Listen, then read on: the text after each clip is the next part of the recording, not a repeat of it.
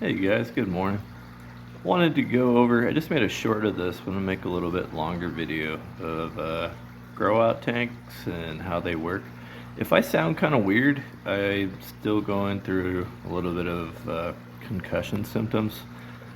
You wouldn't believe it, but like a week and a half after my concussion, my son accidentally clocked me in the jaw and almost knocked me out, and I believe I got a second concussion, so this has been a really interesting past couple weeks, and I gotta like wear earplugs and all sorts of things. I'm like super sound sensitive and just having a rough go of it for a couple weeks. But I'm still in good spirits. I'm not like depressed or have anxiety or anything. The fish kind of keep me balanced, and like always taking care of them gives me something to do.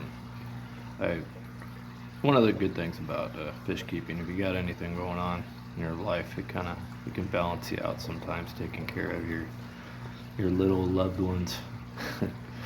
So grow out tank basics. So what we're doing, we got two baby fish in here. A lot of people do one fish. They're so small, I'm just doing two. But what I'm doing is I'll feed them right now. They're getting the Hikari color enhancing. It's in the house. I'm even doing this. There's a little bit of seafood and good stuff in it. They seem to process this one really well. Lionhead is the staple for all my goldfish. I feed this probably to them 4 times a day, and a decent amount. Like, let's see. I'll get their water.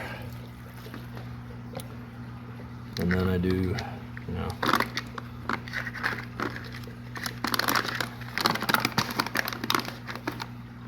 let's see, 1 pinch.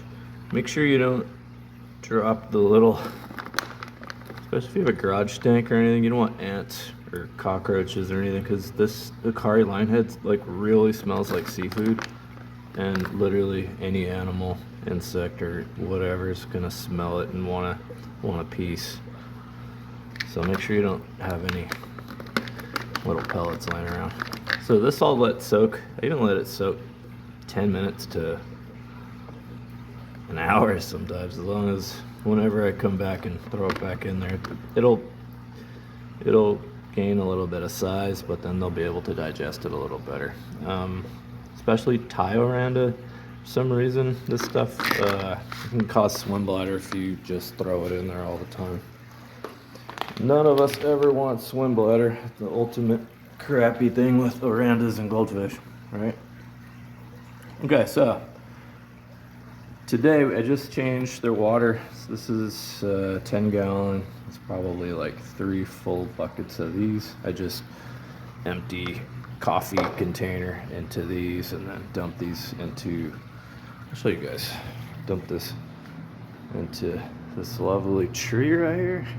This tree's been just popping lately since I've been dosing it with fish dump water. It's just like, seriously, I know it's springtime, but it really helps. Like, I used to, oh, my wife trimmed them back.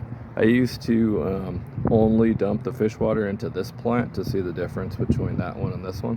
And this one would be like twice as big just from the fish water is incredibly good for your plants. It has all sorts of wonderful fertilizer in it. So yeah, every single morning, these guys I'll either take it down to here and I'll put them in their old water until I'm done. So with the second bucket, and I'll fill these up with my sink water. It might take 10-15 minutes, but I like doing it. It's kind of therapeutic to me. I'm sure a lot of you guys that keep goldfish know what I'm talking about. Keeping this tank, let's see where we're at right now, 76. So 76 to 78. It's been a little cold today in Las Vegas. I'm keeping it 76 for the meantime. I usually keep 78, but 76 is close enough. You guys notice, you put your hand in 78, it still feels cold. Like 78 is not a warm temperature. Neither 79, 80, just barely. And 81 is when water actually, like to human touch, feels kind of warm. So 80, take it down to here, put them in there, and then 80 to 100% water changes. And when I do 100%, I'll clean the inside of the tank. So with grow out tanks, the tank's not cycled. You're just always giving fresh water. That's the whole concept. Just 100% fresh water in, old crappy water out, because we're feeding so much. They're going to produce so much waste, and their water's going to go to crap so fast.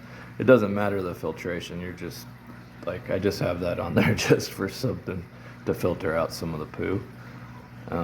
Also, sponge filter helps too. Just kind of collect some of the little stuff, and then I rinse them out. Every time I do 100%, I literally rinse out both filters, because they're not there to help cycle the tank right now. They're just helping keep the water decent in the days that I'm changing the water out. But they're looking really good. Tank's looking good. I'm really glad they're not showing any swim bladder signs or anything poopy. They're always looking for food lately though, because they eat so much. It's like food time all the time. He's getting quite a belly on him. I think he's gonna go in the big tank when he gets bigger. I really like the way he looks. And I'm also going to be adding a big male in the next couple weeks if you guys want to follow for that. If you also want to follow for seeing how they progress in here, they're going to be in here another month. So we'll see what kind of size difference they're going to get. There's so much food when I feed them. He gets the majority, but she gets plenty. He's just a big piggy. Aren't ya? He's so cute. I think if there's anything else with this.